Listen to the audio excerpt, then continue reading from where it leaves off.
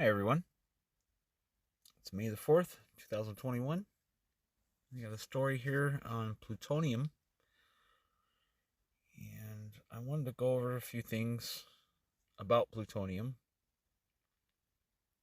And there's some things we need to clear up that people don't quite understand when it comes about nuclear power.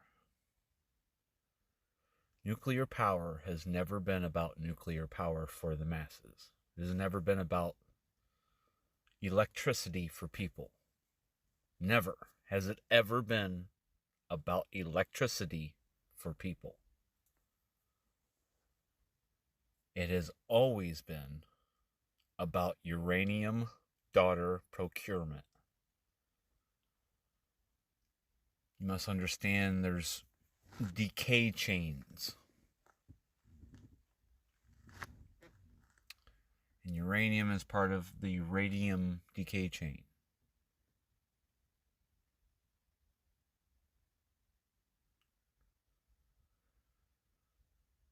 Plutonium comes from uranium. At every reactor that uses U-238 and U-235 fuel, plutonium is made as a, quote, waste product. Okay, that's part of the radioactive waste. Okay? And we're going to read the story, and then we're going to try to gain an understanding of why we have nuclear power plants. Okay? Plutonium in use from single atoms to multi-ton amounts. Plutonium is highly toxic and radioactive, virtually non-existent in nature, and very expensive to produce. It's because plutonium, the chain, doesn't go as far as we take it in nature. That's why it's synthetic. Plutonium-236. That's why a lot of the stuff is synthetic and doesn't happen in nature.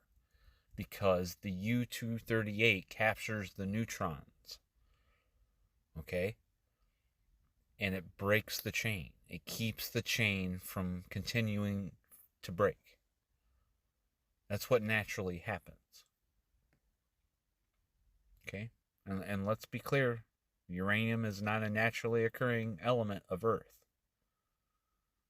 It does not come from the core. The parts per million, once you go past the crust, goes down astronomically. So the core is not the source of uranium. It was splattered onto the surface.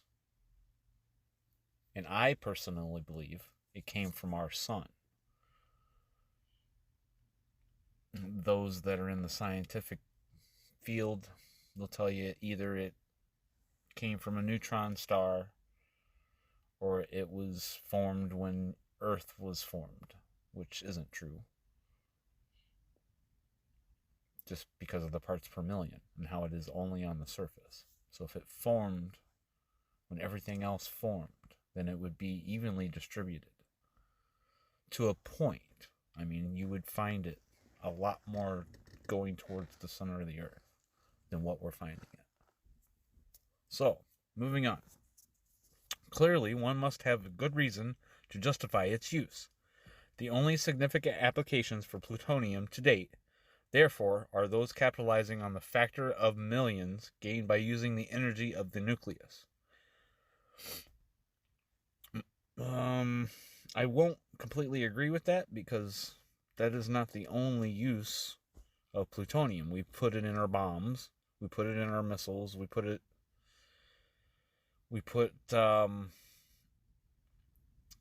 of the bigger issues is that people don't understand we use radionuclides every day. There is americium in everybody's smoke detectors. If you take a Geiger and go up to your smoke detector and you go to the little silver cylindrical shape looking thing that's on the inside, sometimes you can get jumps in your meter because they have it shielded pretty well for the most part. But they do leak. They do leak. I know that for certain. They do. So don't crush your Don't crush your smoke detectors, people.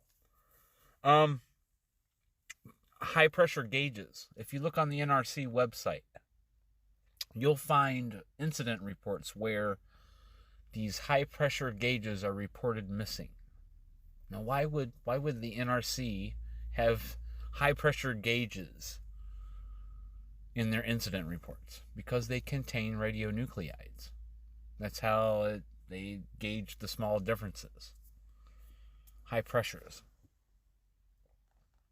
So in the medical field, yttrium-90. There's so many uses that they use in the medical field of radionuclides. And they call it chemotherapy. They call it proton focus beam. They call it, all these different medical names. But at the core of it, they are radionuclides they are using. It comes from nuclear reactors. Okay? Moving on.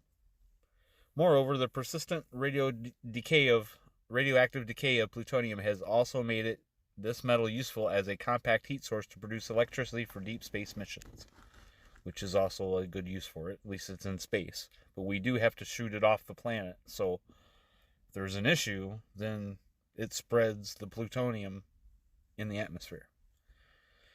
Nuclear weapons. During the Manhattan Project, the plutonium challenge was to produce sufficient material for a few bombs to fabricate it into the desired shape.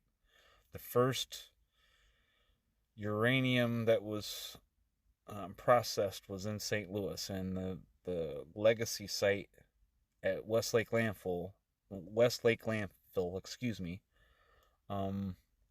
stores the waste from that project. Okay. But in the years that followed, the efforts shifted to the mass production of plutonium.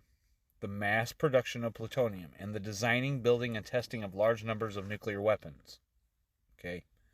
Got a nice map here to show you where these sites were. The nuclear weapon sites. These are your processing sites. Then you got your uranium minings. They're leaving all the mill tailings, all the water residual. It's all radioactive. You got uranium sulfate in it. You got radon that comes out while they're getting the uranium out. Okay. At the peak of the Cold War, the U.S. nuclear weapons complex spanned the country with 18 facilities. 9 plutonium production reactors were in the operation at Hanford site in Washington, and 5 more at the Savannah River site. That was established in 1950 near Aiken, South Carolina. Those 2 sites also hosted 7 reprocessing facilities. Okay. There was a processing facility in South Carolina that processed fuel, and it had a drain. Okay, listen to this ridiculousness. It had a drain that had been leaking ever since they built the place. Okay, they built a drain that went into the ground. Can you believe it? Look that one up. Okay, that's in South Carolina. Let's see here. Where did we end up? Uranium fuel rods. Weapon parts were manufactured in Colorado, Florida, Missouri, Ohio, Tennessee, and Washington, and the final warhead assembly took place in the Pantex plant near Amarillo, Texas. The national laboratories in New Mexico and California designed the warheads, which were subsequently tested in the site in Nevada. In more than 50 years of operation, the nuclear weapons complex created over 100 tons of plutonium, produced tens of thousands of nuclear warheads, and oversaw more than 1,000 detonations. That's pretty massive, guys. And the fuel that they would be using in like a nuclear reactor is called MOX fuel. Those of you that don't know, they use a mix of uranium and plutonium. And usually it's around 6%. 6% of plutonium and U-235, and then the rest is U-238. Okay? So,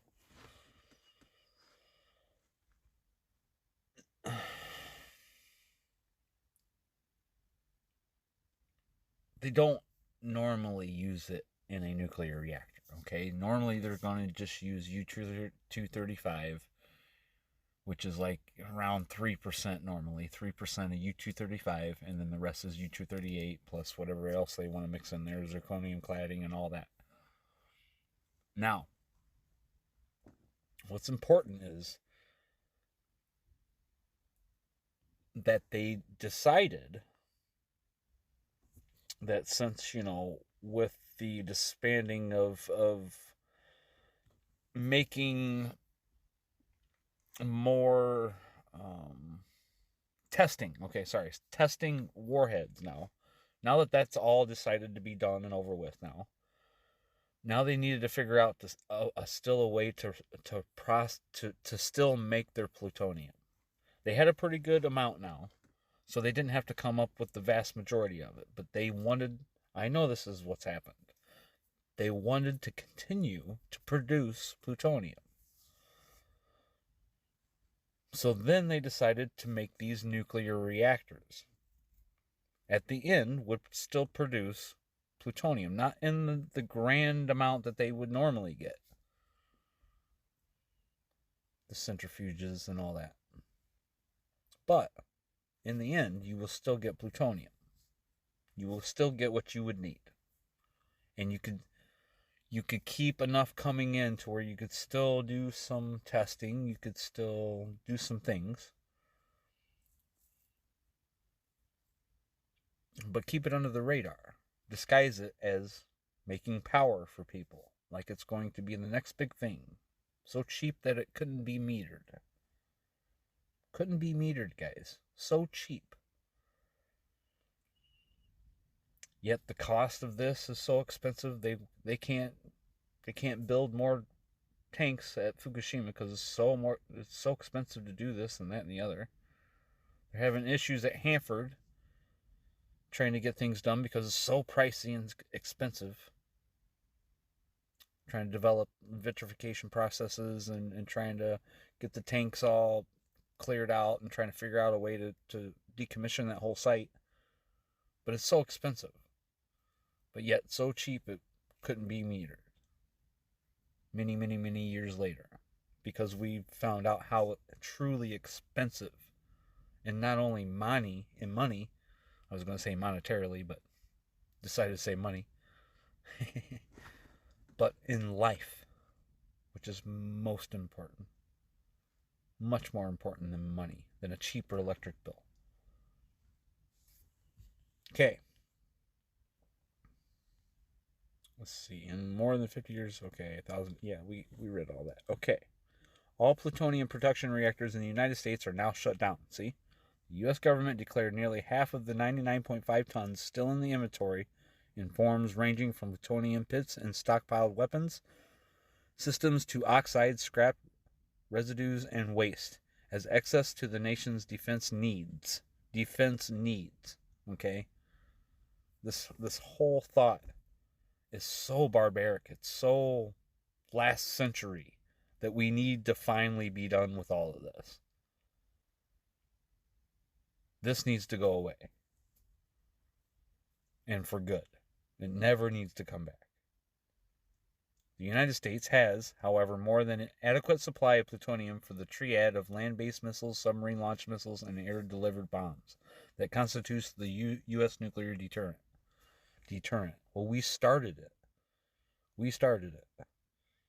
Now everybody else is trying to deter us. It's completely crazy. Okay. The Soviet nuclear weapons program began in earnest right after Hiroshima. The nuclear bomb first tested by the Soviets was a copy, obtained through espionage, of the U.S. plutonium design tested at Trinity site on July 16, 1945, which is the same exact test that Kodak camera company got notice for. So I'm betting that espionage came with that warning to Kodak and they caught wind of it. I'm betting that's where Russia found out that they were going to blow up the plutonium. Or the nuclear bomb. So, During the Cold War, the Soviets built an enormous plutonium production infrastructure at three major sites: Chelyabinsk, 65 in South Urals, Tomsk, 7 in Siberia, and Krasnoyarsk, 26 in Siberia. The Soviet Union matched the United States step by step in developing its nuclear arsenal. The Soviets also created the ultimate doomsday weapon, a 100 megaton device tested at half yield in 1961, which is the Tsar bomb. Right. We do not know how much plutonium was produced in the Soviet Union and how much remains in Russia today because Russia still considers its plutonium inventories to be state secrets. Our best estimates is that today Russia has between 125 and 200 tons of plutonium in its military program in many different forms, which I think it would be more. They got a lake, Karachi, that you can't even stand next to for an hour and you're dead. They have so many sites that are radioactive. It's crazy. I would bet Russia has more than the U.S. Personally, that would be my guess. The stockpiles of military plutonium in the rest of the world include United Kingdom, France, China, India, Pakistan, Israel, and North Korea. Are small and total about 18 tons. Okay, so all those other nations combined is a fraction of just what the U.S. or Russia has. Okay. Here you guys go. Take a looky here. All sorts of stuff to look at.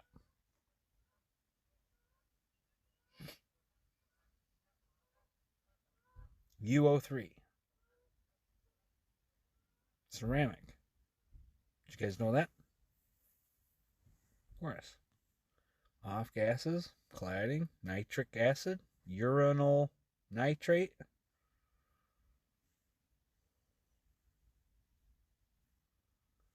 Plutonium is created in nuclear reactors, such as the N reactor, upper right at the Hanford site, top left. Once the fuel is removed from the reactor core, it is placed in a cooling tank to allow shortest-lived fission products to decay. The Purex process is used to separate plutonium and uranium from the remaining fission products in the irradiated nuclear fuel. The highly radioactive waste from Purex is stored in enormous tanks located on site. Purex. So that's what's in those tanks. Purex. Pure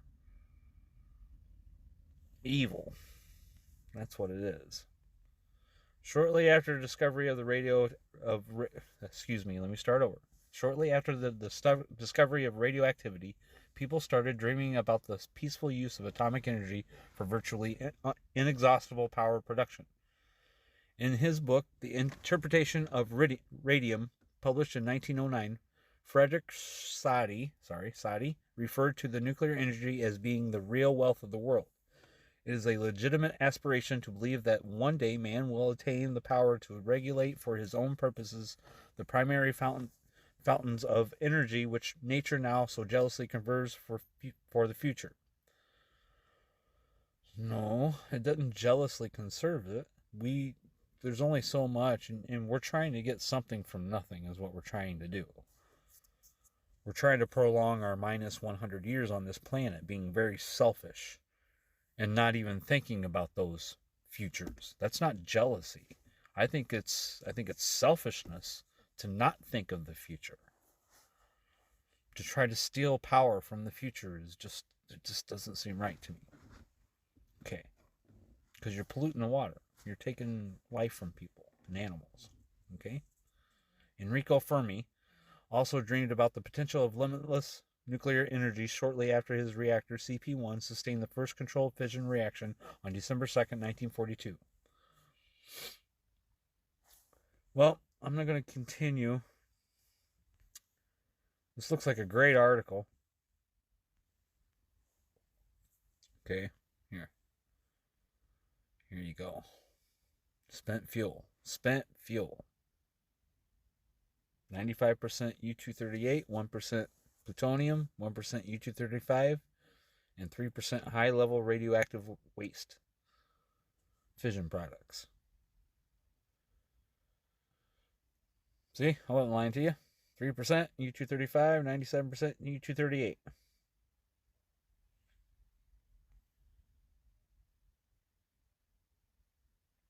One reactor burn cycle is called spent fuel, even though it contains 2% fissile material and 9% fertile material.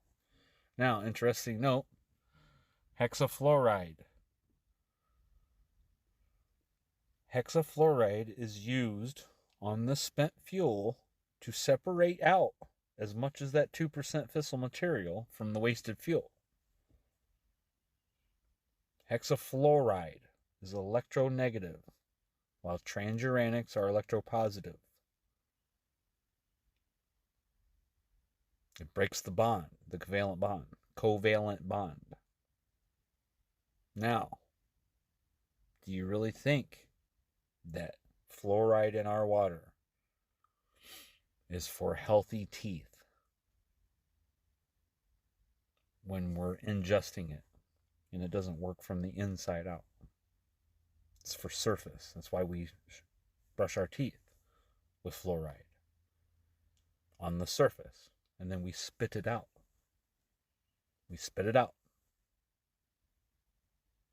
But the 0.07% that they put in our water is okay, because I don't think it has anything to do with teeth. It's breaking covalent bonds is what it's doing. It's attracting, separating, flushing from the system. Breeder reactors. Those are designed to take that spent fuel and try to use as much of that 2% out of it as possible. That is the only nuclear reactor I will condone. But only until all the fuel that is already made is then burned up, which is already used. So we can bring some of that half-life of some of those radionuclides down and just be rid of it. So this would be my idea of what I would do if we got rid of nuclear tomorrow. Use breeder reactors. Use up all the spent fuel that's stored at every single nuclear reactor in the world right now, especially in the United States. It's stored on site of each reactor. And then you can use up all that fuel. Use up as much as you can, and then be done with it. That'll give you plenty of time to transition over to the next actual renewable energies.